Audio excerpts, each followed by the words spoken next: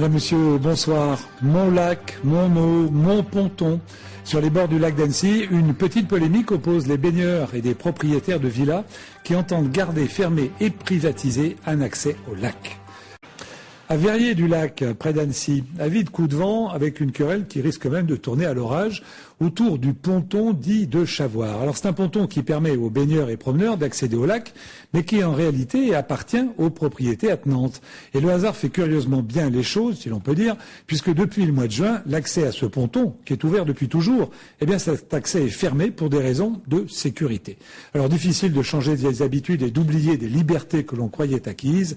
Marion Mercier et Jordan Guéant. Ah, les belles villas du bord de lac. Et au bout du jardin, ce ponton large d'un petit mètre qui appartient aux riverains.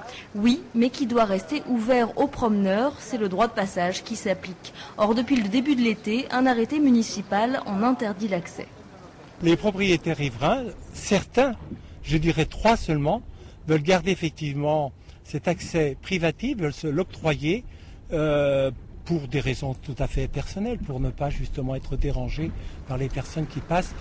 Raison officielle de la fermeture, les effondrements dangereux du ponton causés par la tempête de 1999. Raison officieuse, les nombreuses incivilités subies par les riverains. Exemple sur cette vidéo d'une caméra de sécurité privée.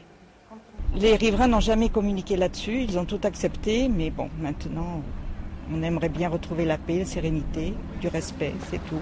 Car en fait, de promeneurs, ce sont surtout des baigneurs qui s'installent sur ce quai. Le droit de passage n'est pas un droit de plage, malgré les habitudes prises depuis des décennies. C'est un lieu de plage, c'est le littoral. On ne doit pas fermer le littoral. On doit laisser un droit de passage. Alors qu'est-ce qu'ils se croient ? Mais pour rouvrir le ponton, des travaux s'imposent. Réparer les effondrements, élargir le quai qui doit mesurer au moins 1,50 m, mais pas seulement. L'eau avance et commence à attaquer les murs des propriétés.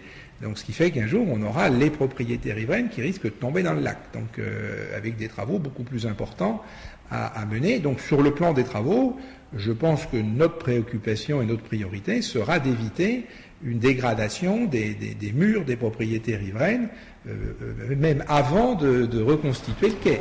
Qui va payer? Les textes ne le disent pas. Des affaires semblables se sont réglées à l'amiable. Sachez qu'une pétition a déjà recueilli 1200 signatures et des manifestations seraient d'ores et déjà envisagées.